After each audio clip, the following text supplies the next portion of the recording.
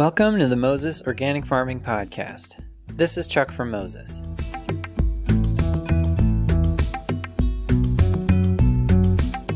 You already know that the price of organic corn and beans is higher than conventional corn and beans, but how do you get there and why?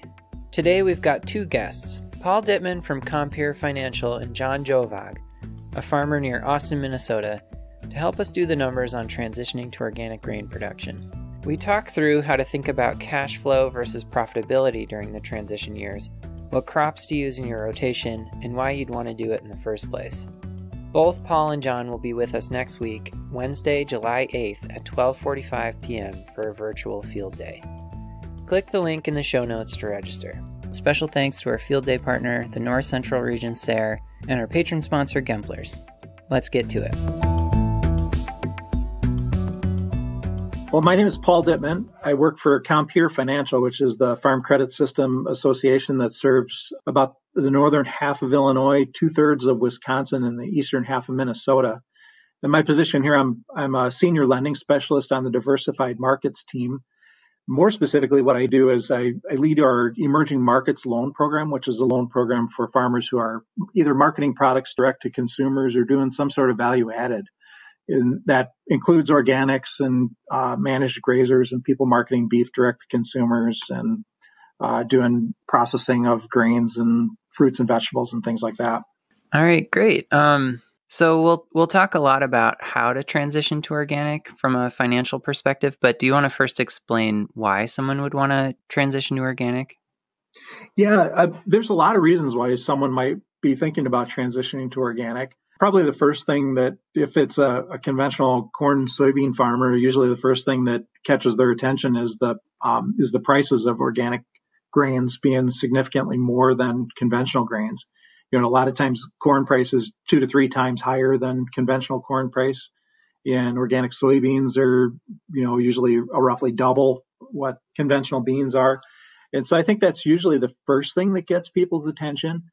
But it seems like, in my experience working with organic farmers, and I've been working with organic farmers for 25 years now, if price is the main reason that they're making the transition, they're probably not going to be very successful. They really have to be interested in all aspects of organic production, so including soil health and including kind of the art of agriculture versus the science of agriculture, and getting used to growing different types of crops and cover cropping and going back to using tools like cultivation that maybe they haven't used for a long time, or rotary hoeing. So it really, I think price of organic grains is the first thing that gets people's attention, but it's really got to be, they have to have the full package to make that transition and really want to do all aspects of it. Yeah, and I've heard some people say things like they started transitioning because of the price difference, but then in the process of transitioning, it kind of convinced them of the practices, of the worth of the practices from other standpoints too. I think that's true. Yeah, and I think sometimes it opens a farmer's eyes to some of the things that maybe they didn't really like about conventional farming. And one thing in particular, a lot of farmers really don't like having to spray herbicides and insecticides.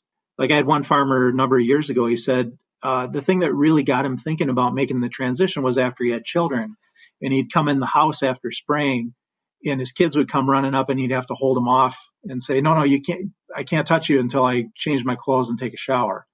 And he said that was really sort of the light bulb moment for him that got him looking at things from a whole different perspective.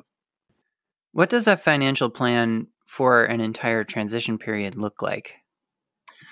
Well, there's a number of aspects to it. Usually, I always tell people, start with a balance sheet, update your balance sheet and get a good sense of what your working capital is. Working capital is just the kind of the top end of the balance sheet, current assets and current liabilities. You want to make sure that you've got enough current assets to more than match current liabilities. We like it to be 2 or 3 to 1, the ratio.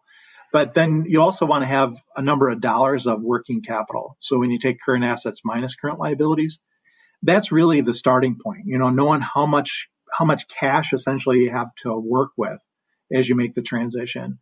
And then the next part is to develop enterprise budgets and kind of look at enterprise budgets during the transition phase, and enterprise budgets once you're certified organic. And then taking those enterprise budgets and building them into a multi-year cash flow projection and figuring out what months will we have cash coming into the farm operation? What months are we going to have cash going out of the operation? How are we going to cover family living costs during the transition? How are we going to make loan payments during the transition? And, you seeing when are you going to have deficits in that cash and having plans to get through those periods of time when cash is short. So those are sort of the pieces that I typically, when I'm working with farmers and trying to help them with the transition plan, we start with the balance sheet, then we build out enterprise budgets, then we go into a multi-year cash flow projection. Now, there's a really handy tool available through the O-Grain project, which is at the University of Wisconsin-Madison, and it's called the O-Grain Compass. It was developed by a guy by the name of Jim Munch. Jim he's a farmer himself, but he's also a consultant and just an expert in working with Excel. And he built out this O-Grain Compass, which is a way to build those elements of the financial plan and run it out for 10 years and look at other aspects like building in capital purchases and things like that might come along the line if you need to buy some equipment that you don't already have on the farm. So it's a really handy tool, and I encourage people to search it out and get a copy of it. It's free. And then I wrote a publication to go along with it that's called Turning Grain into Dough. And the two pieces, they fit together, but they stand alone. So if you only want to use the O-Grain Compass that Jim developed, it works on its own without the publication that I wrote. Or if you don't really like working with Excel tools, you can use the publication and skip the Excel. So that's something I just want to throw in there. Yeah, we'll put links to both of those in the show notes. Okay, great. Can you explain a bit more about how a farmer should plan out or think through their cash flow versus their profitability during the transition years? Sure. I think a lot of people don't really understand the difference between cash flow and profitability. I think a lot of times the terms are used interchangeably, but they're actually very different. They tell you different things about the farm operation. When we put together an enterprise budget, we'll include a lot of cash expenses, like all the operating expenses, soil amendments and seed. And if you're having custom hire done, that all goes into the enterprise budget. But then the bottom part of the enterprise budget, we usually have overhead costs. And those are costs that are things like depreciation that aren't going to be paid in cash. You don't sit down and write out a check for depreciation every year. It's a true cost. And at some point, it's going to catch up with you, and you're going to have to replace equipment that's wearing out. But you don't have to sit down every year and write out a check for depreciation. So when we do an enterprise budget, you get to the bottom line, and it's an estimate of what the net profit is going to be. It's not an estimate of what the net cash is going to be on a per acre basis or per head basis if you're in the livestock business. So it's an estimate of what the profit is. And profit is return on assets and return on equity. So it's a return on the investment that you have in your farm operation. Cash flow is looking at cash that comes in and cash that goes out. Again, it excludes things like depreciation that isn't a cash expense. And so when someone is putting this plan together, looking at a transition to organics, if they're going on a profitability basis, it may show that they're going to be really, really unprofitable during the transition years. If they plan it out on a cash flow basis and develop that month-by-month cash flow projection that I talked about before, it'll be an estimate of what their ending cash balance is going to be each month for the 36 months that they go through transition. And they may find that the cash flow isn't as bad as profitability might look. And so it's really important to look at things from a cash flow perspective, more so, I think, in the transition than from a profitability perspective. So I think if you just look at profitability, it's going to scare you off. You'll never do it. But the cash flow situation might not be as bad as you might anticipate it's going to be. So can you walk us through an example? So say someone is farming 1,000 acres conventionally and wants to start transitioning some to organic. What are some options for them? I typically would recommend that if a person is thinking about transitioning some acres, start the plan a year before they stop using conventional practices. So in other words, take that first year, attend the Moses conference, attend the O-Grain conference, go to field days, talk to people who are organic, talk to people who are going through the transition process to organic, talk to suppliers, really gather information during that first year before you make the first practical effort towards transitioning to organic. And then I typically recommend to a farmer, don't transition too many acres at one time. If it's a 1,000-acre operation, I'd probably tell them to transition maybe 200 acres the first year at the most, because it's going to take time to understand organic practices, to get used to organic practices, to rebuild knowledge of practices like cultivating that you maybe hadn't done since you were a little kid. And so you don't want to bite off more than you can chew. And so I typically would say, maybe a fifth of your acres the first year in the transition process. In this part of the country, and I'm in Wisconsin, just like you, where we have a livestock industry and a dairy industry. And so there's a need for hay. Usually hay is a great crop to use in that transition phase.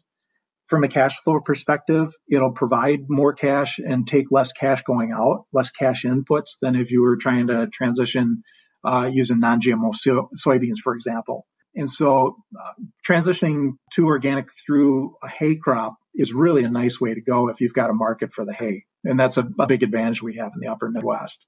And then again, monitoring the balance sheet, especially monitoring the working capital on your balance sheet, monitoring cash flow, and backing up a step, putting a cash flow projection together before you start the transition process to try to anticipate what the cash is going to look like each month for the 3 years of the transition is really important. And then monitoring it as you go through. Talking to a lender, and I'm a bit biased here because I am a lender that works with a lot of organic farmers, but you want to find a lender that understands organics, supports the transition to organics, understands how the cash flow patterns are in organics. And so that's really important. You don't want to be working with a lender who really isn't on board with what you're doing and is going to question everything you're doing. And 2 years into the transition says, well, how come you haven't paid your operating loan back? So you need someone who's really in your corner. And that's something that we do, but there's other lenders too. There's some community banks that do a really good job with organics. It's becoming a lot more common. Years ago, there weren't very many organic farmers, so there weren't very many lenders who understood organics. And I think that's changed a lot in the last 10 years, especially. I've heard some debate about whether people should try transitioning their best acreage or their worst acreage to start out. Do you have any insight into that? Yeah, that's a good question. And I've seen farmers do it both ways. And it can work either way you go. There's a school of thought that would say, well, if you've got acres that produce really good conventional corn and soybeans, they're going to produce really good organic corn and soybeans. And that's true. Another school of thought would say, well, in the transition, your cash flow is going to be short on the organic acres, and you're going to need to make up that shortage in cash flow with good production on the rest of your acres. And so that would be sort of an argument for keeping your best land back and transitioning it later, just to get through the tight cash flow years of the transition process. So again, I've seen people do it either way, and it's worked for them either way. It's probably the bigger key to success is just getting a good mentor and getting a lot of information before you jump into it. Yeah, another question I have is, so a lot of conventional grain farmers just grow corn and soy, but to be organic, you've got to grow more than that to have a suitable crop rotation and to think through the whole systems approach of raising organic crops. So do you have any examples of how farmers have made that transition to thinking beyond just corn and soy and thinking about starting doing more cover crops or maybe even other crops as cash crops?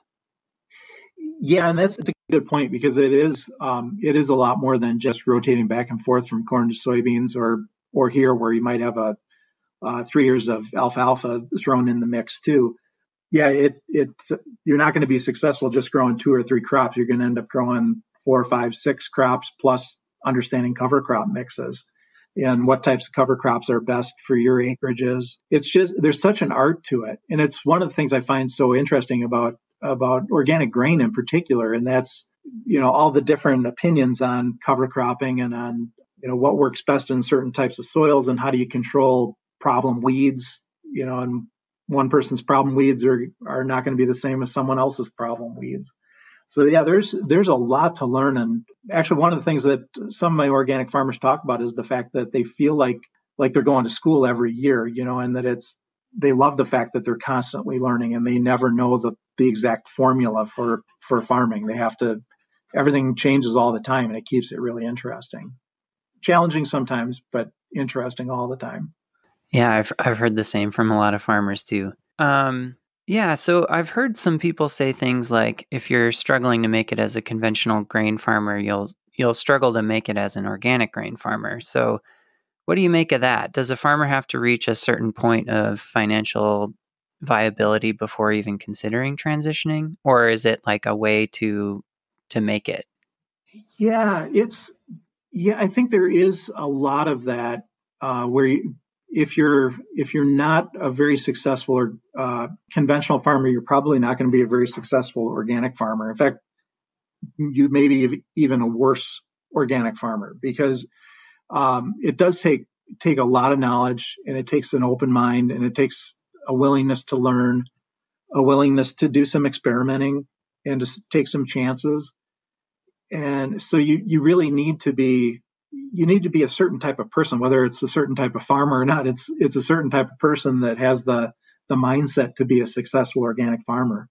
And it's a number of years ago, I worked a lot with managed grazers. Back in the mid to late 90s, I worked really heavily with managed grazers, and it was the same sort of philosophy. If you were a poor conventional dairy farmer, you're probably going to be a poor grazing dairy farmer, because you're just not going to get the art of the practices that you have to use. And I think it's some of the same with organics. As far as financials, you do need to have a certain baseline, I think, because you're going to need some equipment. If you're a beginning farmer and you're trying to decide, well, should I start as a conventional farmer or should I start as an organic grain farmer? You're going to need some basic resources to get started. If you're willing to rent acres, that's the best way to get going. It's tough with organics because you do want to have control of that land for quite a few years. I would say minimum of 5 years, you need the land under your control.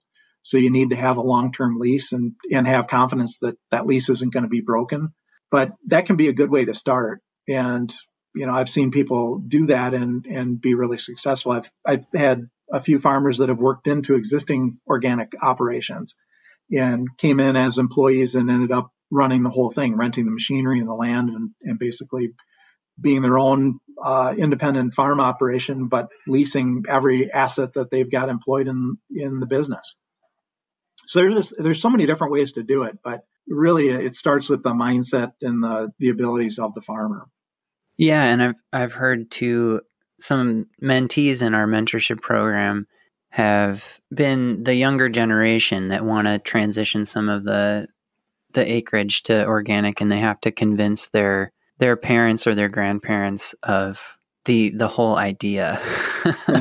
And so that generational dynamic is really interesting in that too. Yeah, and there's really a social aspect to it that I think the older generation, a lot of times, they don't want to be seen as being unusual, or doing something really weird, and they don't want the neighbors driving by and seeing weeds in the fields, and then they're the center of conversation at the coffee shop. That's it's a hard thing to get beyond, and it's something that I really like about the generation that's coming up right now. They sometimes get knocked for theoretically not having a good work ethic, but I'll tell you I work with a lot of millennial farmers just because of the type of agriculture that I specialize in, and they are hardworking. They're very social. They rely heavily on their community and on their networks. They're not afraid of looking a little different. And I've got a lot of hope for the future. I really enjoy the millennial farmers that I work with, because they think differently than people of my generation, and I have a lot of hope for them. Yeah, we're not so bad, huh? Makes me wish I was about 20 years younger. Yeah, and they, you might be thinking about taking over the previous generation's farm or something, and it just strikes me that really the only option in conventional is this like treadmill of getting bigger all the time. And also treadmill of watching weeds get resistance to the herbicides you're using and stuff like that. So it's kind of like you can project out the future for yourself, seeing what your parents and grandparents did. And maybe this is an option to imagine a different kind of future even. Yeah, and at a more manageable family scale, where you don't have to run 3,000 acres this year and 3,500 acres next year and 4,000 the year after and outcompete all the neighbors for land and all those sorts of things that come along with larger scale conventional. Yeah, you can make a good living on 400 to 500 acres just fine. You don't have to keep getting more. Yeah, so do you want to share a bit about Compeer's organic transition loan program? Sure. Yeah, we started an organic transition loan program in 2019. We rolled it out towards the end of 2019. And the way the program works, we sort of designed it around the way cash flow typically works in a transitioning organic grain farm. So for the first 2 to 3 years, it's what we would refer to as a declining balance operating loan. So we put a multi-year cash flow projection together, and we say, well, we know that cash is going to be short by X number of dollars each of the 3 years getting into certification. And so we take that total amount, the cash shortage, and we set that up on an operating loan. And so each year the farmer can draw on that operating loan down to basically down to zero. And during that transition phase, they only have to pay interest on the operating loan. Typically, an operating loan, we want to see the entire principal and interest balance paid to zero each year because it should be paid for out of operating income. But with this program, we only ask for an interest payment each year. So the cash demand isn't very much on that program.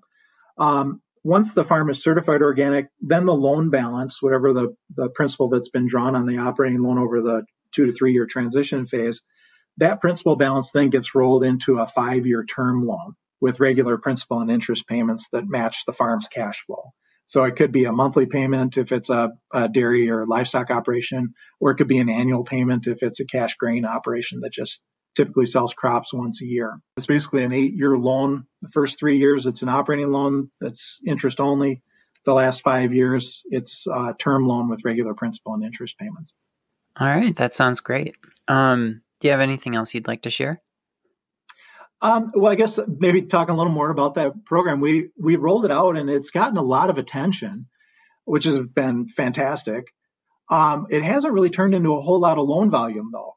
And I think part of it is because, and I think it's good news, I think that farmers, once they get into the transition or start really planning the transition, they realize that maybe cash isn't going to be as short as they were afraid it was going to be. And so that's a good thing. If there's not a huge need for it, that's good. We're seeing a lot of other organizations, some nonprofits, some investor groups that are coming out with similar types of loan programs, either for transition to organic or for adoption of other regenerative practices like managed grazing, or maybe it's just cover cropping, or maybe it's no-till, or maybe it's putting in some conservation practices on the farm. So we'll see how it plays out, but there's a lot of interest in organics and regenerative agriculture right now beyond just the farm level, and I think it's fantastic. I don't know. I'm really optimistic about the future. Yeah, same here. All right, well, thank you so much for your time, Paul. Oh, you're welcome, Chuck. This was fun. Thanks again to Paul Dietmann from Compeer Financial. Check out the links in the show notes for turning grain into dough, the O-Grain Compass, and Compeer's Organic Bridge Loan Program. Now to get a farmer's take, we have John Jovaag from Austin, Minnesota. Yeah, so why don't you introduce yourself and tell us a little bit about your farm? Yeah, well, my name is John Jovaag, and I farm by Austin, Minnesota with my wife, Ruth, and my parents, Arvid and Lois. They kind of taking over the farm from them. They're semi-retired, I would say, but they're just as busy now as they probably ever were. So, I've heard that story so many times. Yeah. They do take longer. He's not retired, but he takes longer vacations. So yeah. But yeah, we farm. It's about about 500 acres, about 400 tillable. And we were corn, soybeans with a little bit of hay and a little pasture because we had cattle and some pigs before I came back to farm in 2011. And in 2014 is when I certified my first organic field. And it was just a small 12-acre hay field that we plowed up and put manure on and corn and tried it that way to kind of stick our toe in the water, I guess you could say, with it. My wife was the one who probably pushed it the most to get started in organic, and and now I'm very appreciative of that, of her gentle nudging, you could say. And so, yeah, we tried just with that little field, and it worked okay. I made a fair amount of mistakes. I bought an old cultivator, and it had nothing but trouble. I had a hard time adjusting it. The little wheels were falling off. It was kind of didn't work as good as it could have, and my yield wasn't great. But I still sold that crop and made a better profit on that field of corn than I did on our conventional fields. And I got thinking, man, if I can turn a little bit of a profit by making many, many mistakes, imagine if I only made half as many mistakes. And, kind of thought about it that way and thinking, man, then that kind of got me more interested in it. We started going to the Moses conference over in La Crosse. We actually went a couple of years prior to that first field, or 1 year prior to transitioning that. And, just learning. There's so much learning that you need to do with all of this stuff. And that was we've really enjoyed that conference over there. And, we started doing, getting more equipment and slowly transitioning hay fields in as we kind of work them up around the building site where we rotationally graze the cattle. And then about 2 years ago now, I guess, we really started jumping the whole farm in. And this is our first year where we aren't, everything is either in transition or certified organic. So we really jumped in after the first few years of just doing small fields at a time, which I think was a good way to do it for us, even though there are times you kind of wish you would have gone faster. But looking back, there's a lot you have to learn. It's not the same as conventional by any means. You kind of have to understand a lot more. You don't have the Band-Aids, I guess, that you have in conventional where you can just call a co-op and have them come spray. Here you actually have to think through how are you going to solve these problems and what are some things, and you got to spend a lot of time thinking and talking to other organic farmers to say, hey, I'm running into this. Have you seen that? And the conventional farmers kind of say, they're just, it's a different world, I guess. Yeah, you got to be really proactive, don't you? Yeah, and be thinking ahead of, and you need just a plan A. This is what you're going to do, but you got to say, well, unless it rains all spring, then I got to do this. And then if that doesn't happen, then I got to, you need some backup plans of other crops you might be able to grow instead of the crops you were planning, or, different ways to handle it if the weather doesn't cooperate.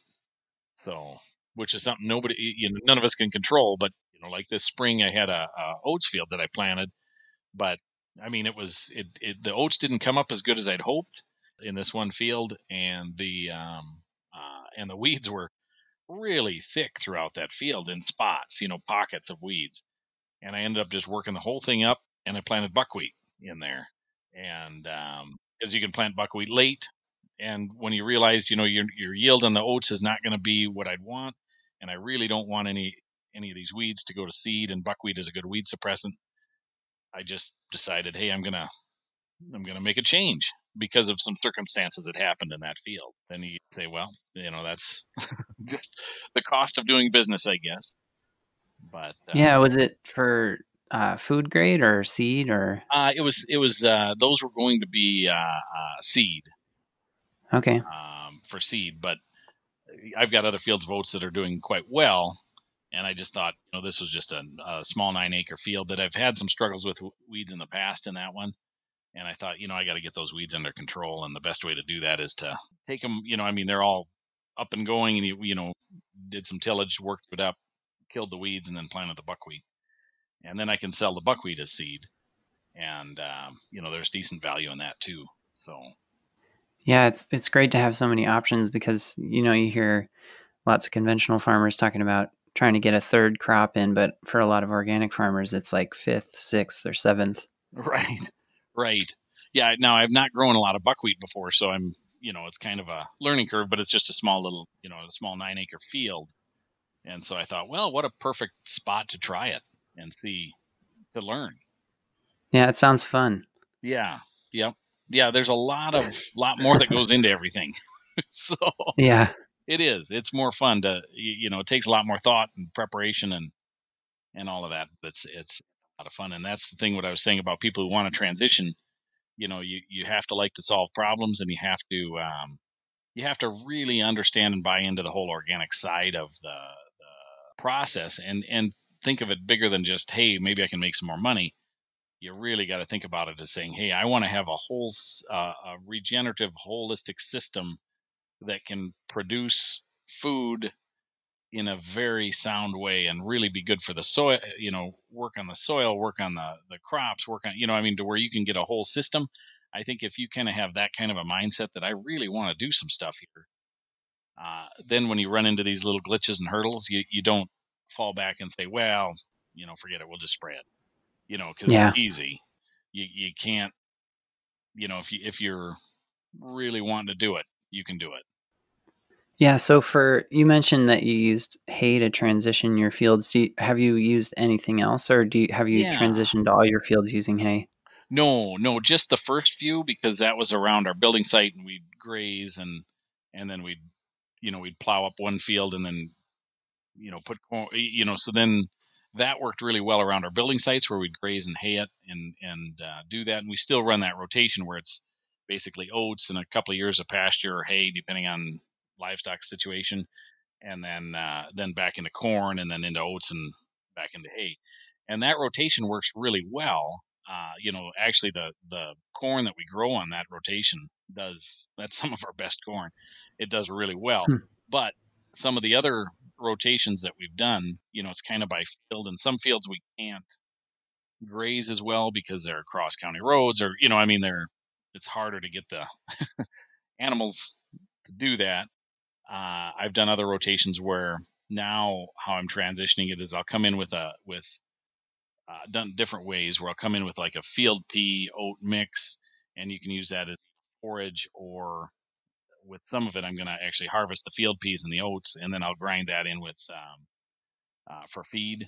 And that'll be the first year. Then we do a lot of rye. The last couple of years I've been doing rye, just like University of Wisconsin has talked about, where we get the rye in before September 15th here in southern Minnesota, at least, and roller crimp the next spring into soybeans. And so my year 2 transition typically is roller crimp soybeans on some of our other fields, and that has worked out.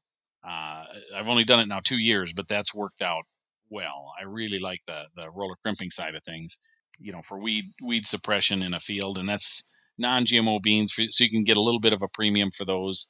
Not a huge premium, but a little bit.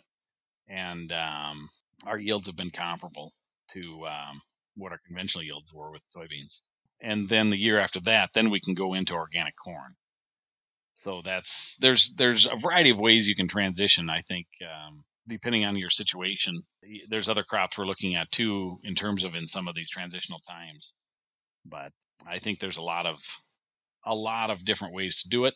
Keeping the weeds down, the easiest way I think is hay. If you use a hay field, that's the easiest way, but we're doing it other ways too. Yeah, because not everybody too has a market for hay or Oh, animals to feed it to. right. I think you Yeah, can do other crops that, even there's a lot of demand now for other crops, whether it be even planting rye and harvesting the rye seed for, because a lot of people need seed for cover crop mixes, or different grains that you can grow that might not cash flow phenomenal, but on the other hand, if they work well to keep weed suppression down in order to get to that next year where you the organic crop, if you do it in stages, typically you can make that work. And just kind of understanding, hey, we've got some that's organic, some that's transitional, some that was still conventional, which we had for a couple of years. We were able to roll that through, and it worked well. So Yeah. Do you want to talk a bit more about your financial strategy for transitioning, like thinking through cash flow versus profitability for those acres? Yeah. I mean, the cash flow versus profitability. When you're transitioning, if you just want to look at, say, this 40-acre field, I guess I look at it more as a long term. These are long term decisions that I'm making. And so, like, if this 40-acre field might not cash flow that year very well, but I'm looking at it, you're looking at it in a 3, 5, 7 year time frame, and you have other ground that is organic, or hay fields that you're plowing up, or things like that. You can kind of really, you just take your profitability of all your acres and divide it over all your acres, and knowing that the reason you're doing that to get to that goal of everything being certified, where you can actually have value added crops that you're selling, because the organic certification brings a fair amount of value to those crops. And so I guess I look at it more of, trying to do it as a whole farm, not as a 40-acre piece. But that's kind of how I've looked at it. And as long as that 40-acre piece just barely breaks even or a little better for whatever reason, the whole system is what we're looking at. We're looking more at a system approach to get to the goal of everything being organic. So, how did you pick the order of the fields that you transition? Like, I've heard some people talk through transitioning their best fields to organic first, or transitioning their worst fields to organic first. So they're thinking like, if I transition the worst fields, I'll be applying organic matter and things like that to improve it, but also I can rely on my best fields that I know I'll get good yields on conventionally. So, how did you think through like how you planned which fields as transition? Well, how I started was just whichever field happened to be in hay. So that was totally by chance. That's how I started. First 12-acre field, I thought, well, I'll start with this and see how it works, because that one I could certify fairly quickly, because it's just been in hay for like 3 years. So it's pretty easy to transition that already. So that's how I kind of started.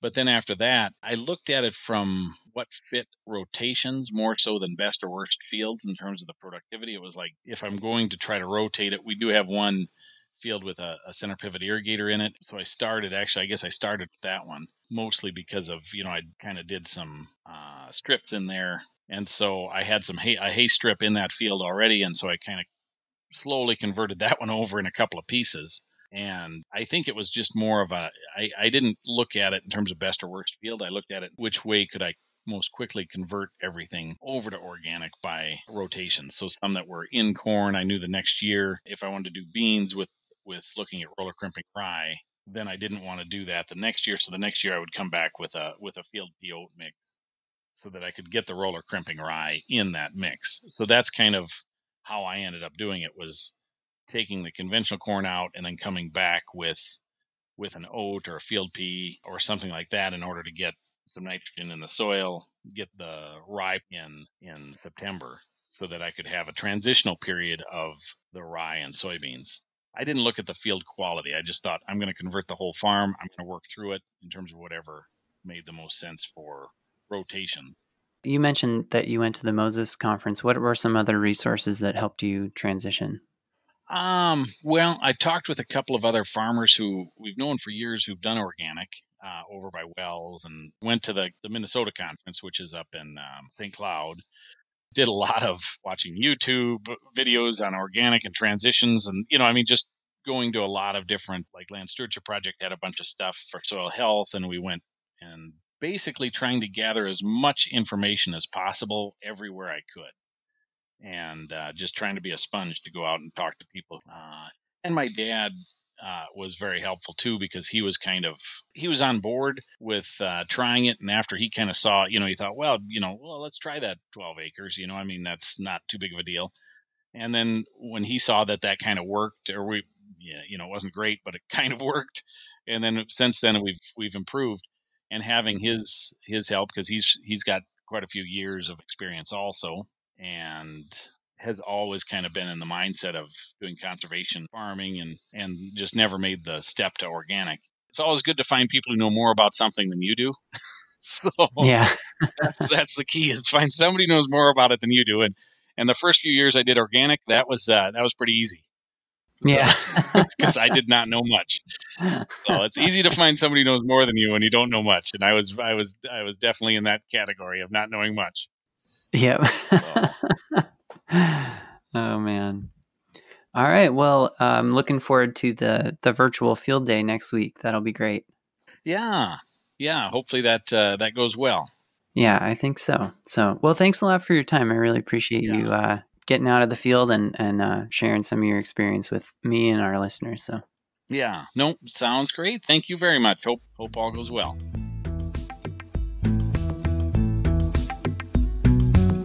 Thanks again to Paul and John. Remember to join us next Wednesday for an interactive look into the finances of transitioning to organic grain production, and we'll also get into crop rotations for soil building and weed control, the equipment the Jovaags have needed to add as they've made their transition to organic, and challenges they've faced. Click the link in the show notes to register. And thank you for listening to the Moses Organic Farming Podcast. Moses educates farmers in sustainable and organic agriculture. Resources for Moses include the Organic Broadcaster newspaper and the guidebook for organic certification. Call the Organic Answer Line to ask a specialist about organic farming and certification at 888-90-MOSES or visit mosesorganic.org/ask. Our show is sponsored by Gemplers, a family-owned farm and home store, providing farmers with commercial-grade tools, equipment, and supplies for the toughest outdoor tasks. Free shipping on orders of $50 or more with only clothing and footwear, including brands like Patagonia, Keen, and Carhartt. Shop Gemplers.com for commercial-grade products for your organic farm. If you have any questions about today's episode or have ideas for future episodes, please contact me at chuck@mosesorganic.org. Our theme song is Summerfields by the Tenements. If you have a minute, please rate and review our show in your podcast app. It helps people find the show. Thanks again for listening.